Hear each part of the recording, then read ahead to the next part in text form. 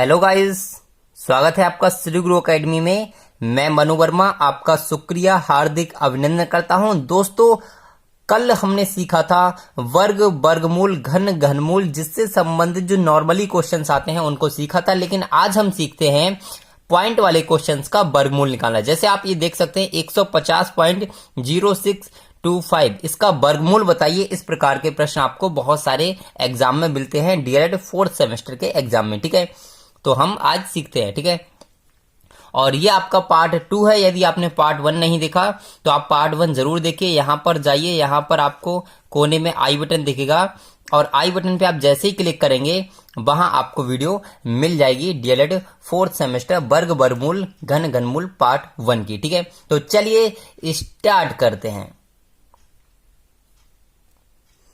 तो जब भी आपको दशमलव में दोस्तों दिया हो कि दशमलव में आपको दिया है और उसका आपको वर्गमूल निकालना है, तो आपको सिंपली करना क्या है दोस्तों, तो समझ लीजिए। ठीक है, जैसे मैंने कल आपके लिए 2 विधि समझाई थी वर्ग, वर्गमूल, घन, घनमूल निकालने की। ठीक है, तो एक तो होती है आपकी गुणनखंड विधि और दूसरी होती है आपकी भाग विधि। तो भाग विधि से इसको कर लेंगे। जैसे यहां पर लिखा है 150.0625 लिखा है, मैंने यहाँ पे नोट कर दिया। अब हम क्या करते हैं, 2 के यहाँ पर पेयर बना लेते हैं। अब इसका पेयर सिर्फ एक ही बनेगा।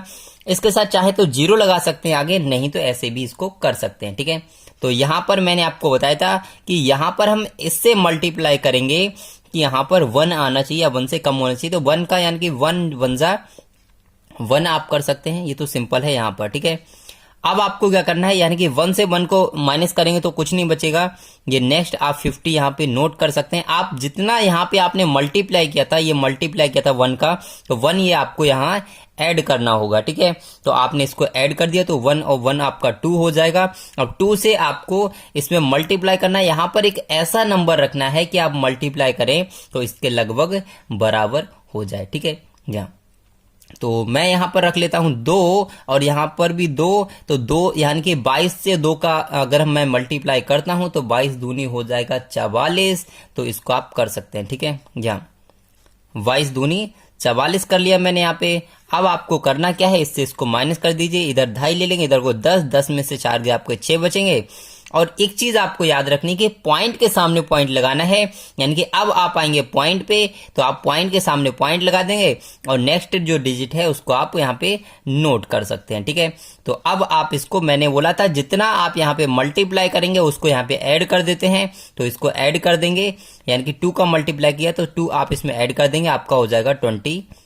ठीक है, 24 ये आपका हो गया। अब आपको करना क्या है, यहां पर एक ऐसा नंबर रखना है जिसका आप मल्टीप्लाई करेंगे तो लगभग इसके बराबर आ जाए या फिर इससे थोड़ा कम रहना चाहिए। ठीक है, तो कितनी बार कर सकते हैं, तो मैं यहां पर 2 रख लेता हूं। ठीक है, तो 242 दूनी आपका हो जाएगा 484। ठीक है, 484 हो जाएगा। और जब हम इसको माइनस करेंगे तो आपका बचना चाहिए, 6 में से 4 गए 2 बचे, इधर से 2.5 ले लो, इधर वो 10, 10 में से 8 घटाएंगे आपका 2 बचेगा और यहां बचेगा आपका 1, 122 बचा। अब ये आप इसको इधर उतार लेंगे। ठीक है, नेक्स्ट वाले को। ठीक है, अब आपको करना क्या है, आपने यहां पर 2 का मल्टीप्लाई किया था, 2 आप यहां पे ऐड करेंगे तो आपका ये हो जाएगा 244 यानी कि 244।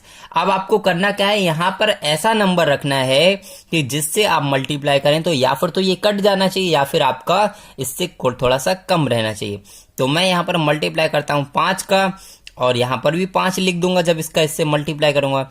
तो 2445 का 5 से जब मल्टीप्लाई करूंगा तो आंसर आपका यही आ जाएगा। ठीक है, जी हाँ, ये आ गया। तो आपका ये कट गया तो आप सिंपल यहां पे निकाल सकते हैं, लेकिन आपको लिखना ये जरूर पड़ेगा कि अतः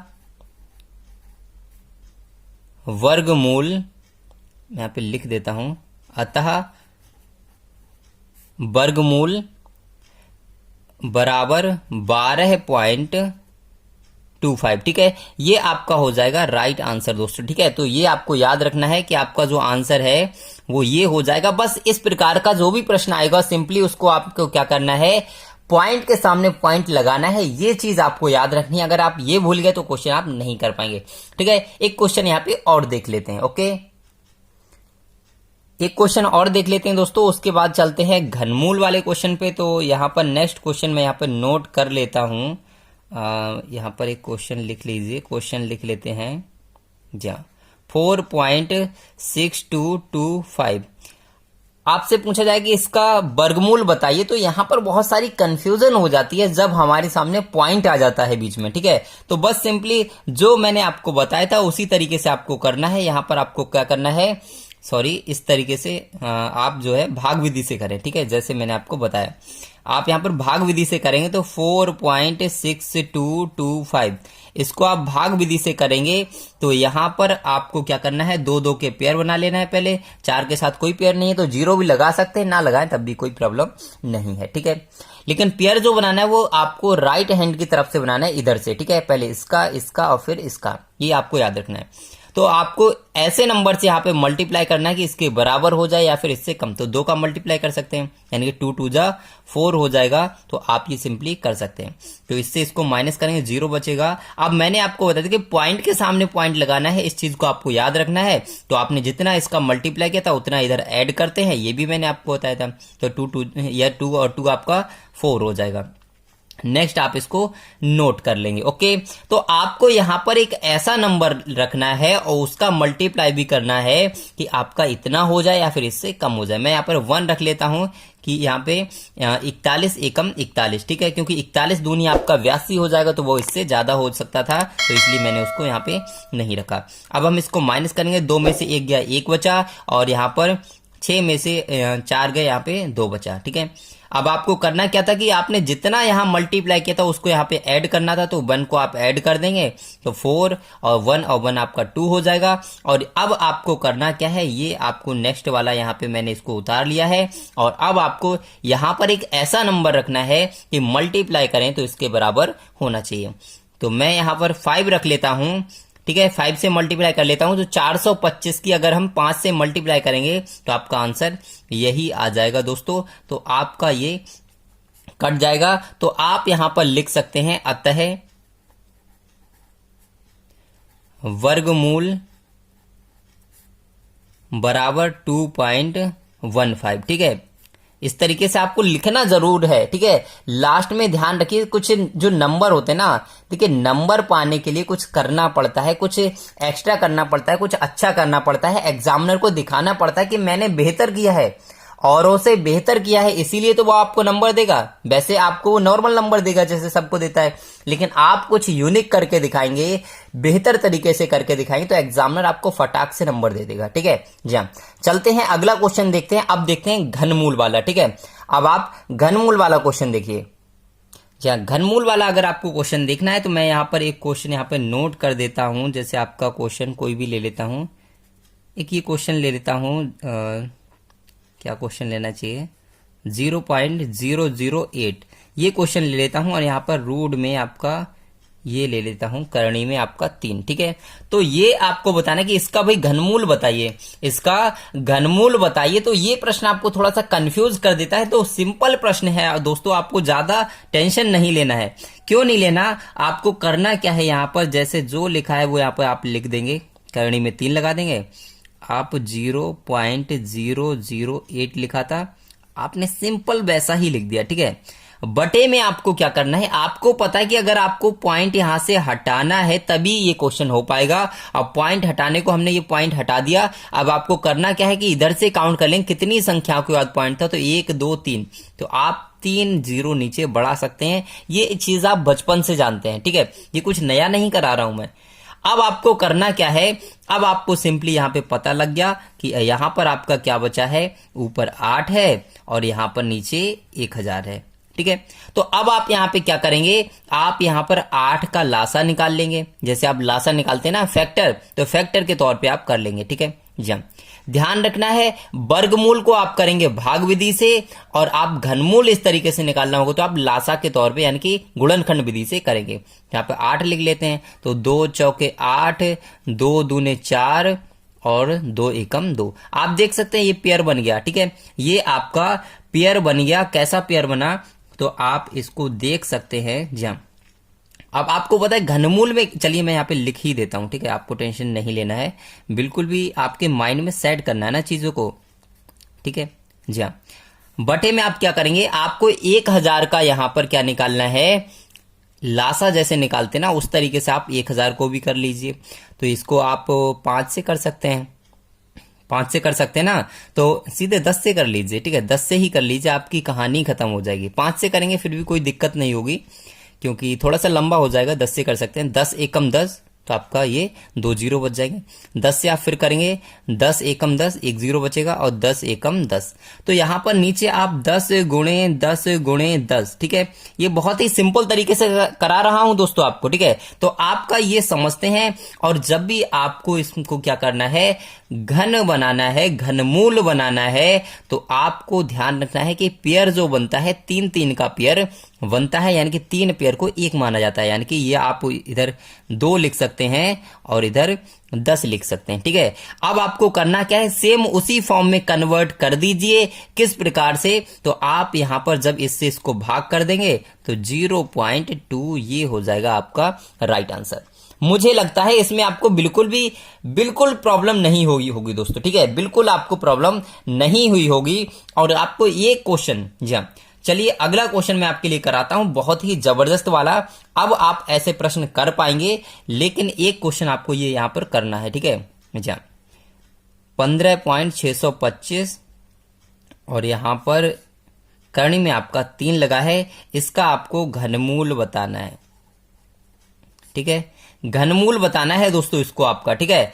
तो ये सिंपल सा प्रश्न है, इसका घनमूल आप बताएं और मैं आपको लेकर चलता हूं एक कठिन प्रश्न की ओर जो आपको करता है बहुत ही ज्यादा कंफ्यूज, ठीक है। तो देखिए इस प्रश्न के लिए, तो ये है दोस्तों आपका नेक्स्ट क्वेश्चन कि एक बाग में आम के 2304 पेड़ हैं, प्रत्येक पंक्ति में उतने ही पेड़ हैं जितनी की बाग में पंक्तियां हैं। बाग में कुल कितनी पंक्तियां हैं ये आपको बताना है, और ये प्रश्न आपका बहुत इंपॉर्टेंट है, बहुत बार आपका एग्जाम में आ चुका है। ये प्रश्न आपका डीएलएड 2018 के एग्जाम में भी आया है, और इसके अलावा भी कई सारे एग्जाम में ये प्रश्न आ चुका है, ठीक है। तो इस प्रश्न को देख लेते हैं, ठीक है।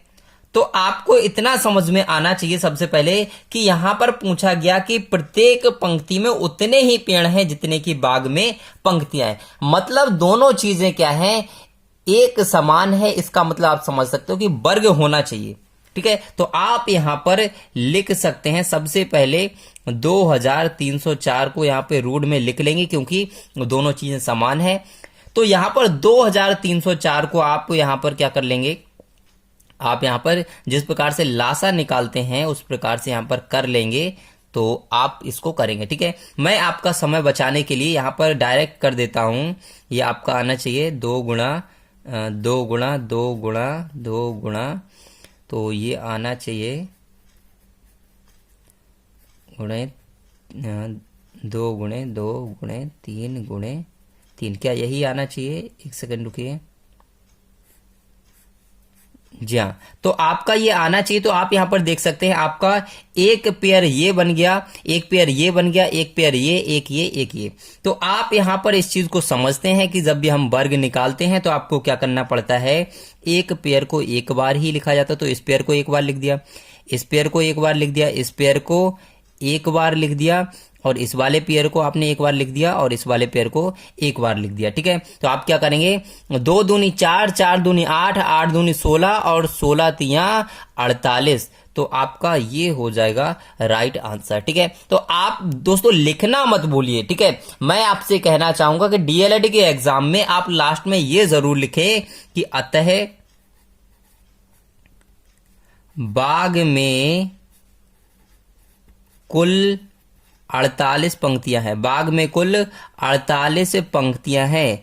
दोस्तों लिखने का तरीका बहुत मायने रखता है डीएलएड के एग्जाम में। तो आपसे कहना चाहूंगा कि लास्ट में आप जरूर लिखें कि अतः बाग में कुल कितनी पंक्तियां हैं, ये चीज जरूरी है लिखना। ध्यान रखिए कुछ नंबर जो है एग्जामिनर से लेना अपने हाथ में भी होता है कि आपको किस तरीके से कितने नंबर लेने हैं, ठीक है ना। तो देखते हैं अगला इससे भी ज्यादा कठिन वाला क्वेश्चन, ठीक है। जी हाँ, बहुत हार्ड होने वाला ये वाला क्वेश्चन। तो ये रहा दोस्तों आपका अगला क्वेश्चन, और इस क्वेश्चन है आपका बहुत ही ज्यादा इंपॉर्टेंट कि एक सेनानायक अपने जवानों को पंक्तियों में खड़ा करके एक वर्ग बनवाता है, बाद में उसे ज्ञात होता है कि 60 जवान शेष रह जाते हैं। यदि उसके पास कुल 8160 जवान हों तो बताइए कि प्रत्येक पंक्ति में सेना नायक ने कितने जवान खड़े किए थे। तो इस प्रकार का आपका जब भी प्रश्न होगा तो सबसे पहले आप लिखिए। देखिए, जब भी आपको लैंग्वेज वाला क्वेश्चन आता है तो आपको उसमें लैंग्वेज जरूर लिखना है, ये आपको याद रखना है, ठीक है। तो आप सबसे पहले यहां पे लिखेंगे कुल जवानों की संख्या, ठीक है, कुल जवानों की संख्या। मैं थोड़ा जल्दबाजी में लिख देता हूं, राइटिंग थोड़ा सही नहीं आ रहा है, ठीक है। या कुल जवानों की संख्या तो 8160 लिखा हुआ है, और शेष जो जवान रह गए, शेष जवानों की संख्या कितनी हो गई, तो आप कहेंगे 60 जवान जो थे वो शेष रह गए, ठीक है। तो आपसे अगर पूछा जाए कि वर्ग में कुल कितने जवान हैं, वर्ग में कुल, मैं यहां पे ऐसे कर देता हूं, ठीक है। इसका मतलब क्या है, वर्ग में कुल जवानों की संख्या कितनी है दोस्तों, तो वर्ग में जो टोटल जवान हैं वो कितने हैं, इनमें से घटा देंगे, यानी कि इतने ही तो हैं दोस्तों, 8100 टोटल जो है वर्ग में जवान हैं। बाकी 60 तो वर्ग में आ ही नहीं पाए हैं क्योंकि वो उसे याद ही नहीं रहा था, ठीक है। जा, तो अब आपको बताना है कि प्रत्येक पंक्ति में कितने जवान हो सकते हैं। प्रत्येक पंक्ति में जवान, पंक्ति में जवान कितने होंगे, तो यहां पे जवानों की संख्या और लिख लीजिए आगे, ठीक है। प्रत्येक पंक्ति में जवानों की संख्या क्या हो जाएगी, तो आप क्या करेंगे, यहां पर रूट में लिख लेंगे इस तरीके से, ठीक है। चाहे तो आप यहां पर इसका वर्ग वो निकाल लीजिए एलसीएम के तरीके से, ठीक है, 8100 का, ठीक है। आप ऐसे इसको कर सकते हैं, 9 से कर सकते हैं, 9 निम 81, इसको कर सकते हैं ना, 9 निम 81, ये आपका बचेगा। आप इसको कर सकते हैं जहां 9 एकम 9, ये आपका बचेगा। अब आप क्या करेंगे, अब आप यहाँ पे 5 से कर सकते हैं, तो 5 से कर लीजिए, 5 दूने 10, यहाँ पे 20 बचेगा।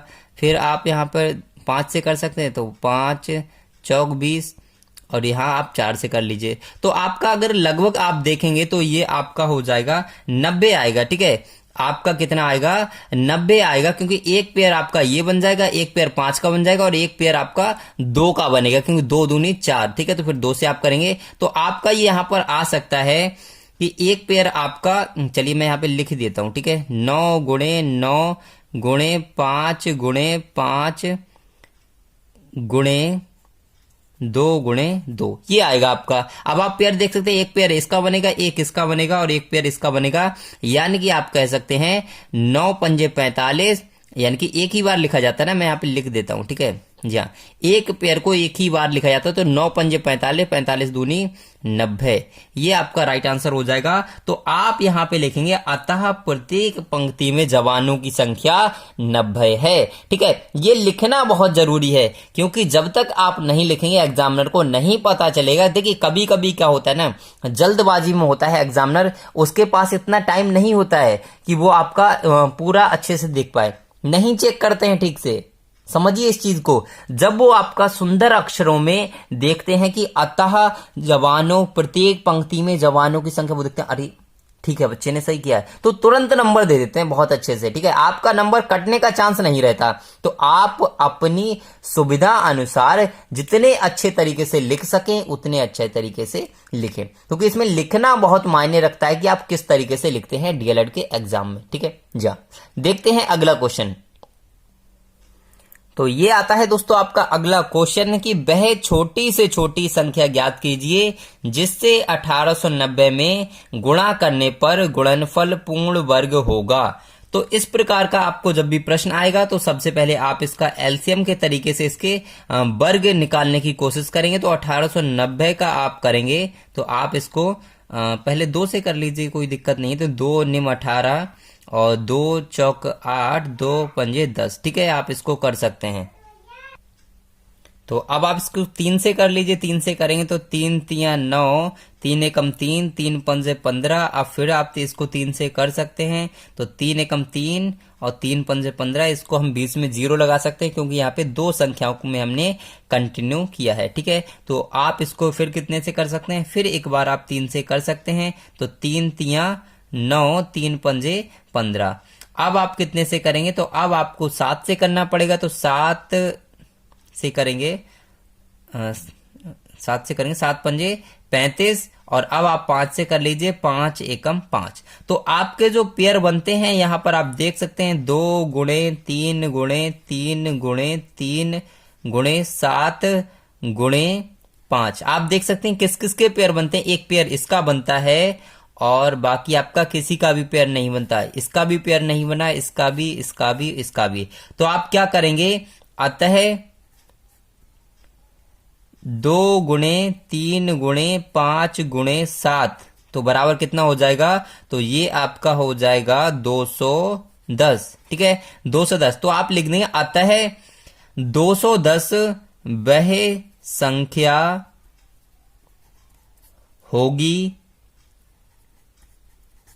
आप पूरा लिख देंगे। ठीक है, अतः 210 वह संख्या होगी जिससे 1890 में गुणा करने पर गुणनफल पूर्ण वर्ग संख्या होगी। इस प्रकार से आप जरूर लिख दीजिए क्वेश्चन करने के बाद में। ठीक है, तो मुझे लगता है कि आपको प्रश्न बिल्कुल समझ में आ गया होगा दोस्तों। ठीक है, किसी भी प्रकार की आपको क्वेरी होती है, कोई भी आपका क्वेश्चन हो, तो आपको अगर पर्सनली मेरे से बात करना है, कुछ पूछना है, तो आपको इंस्टाग्राम पर मुझको फॉलो कर लीजिए। वहां से आप जो चाहे वो पूछ सकते हैं, मेरे से पर्सनल बात कर सकते हैं। ठीक है जी हाँ, तो आई होप, मुझे लगता है वीडियो आपको अच्छी लगी होगी, और अच्छी लगी हो तो वीडियो को क्या करना है, लाइक कर देना है दोस्तों। ठीक है, वीडियो को लाइक करें, शेयर करें और चैनल को सब्सक्राइब करें दोस्तों। ठीक है, सब्सक्राइब जरूर कर लीजिए अगर आपको वीडियो अच्छी लगती है। तो ये सारे काम आप तभी करें जब आपको वीडियो अच्छी लगती है।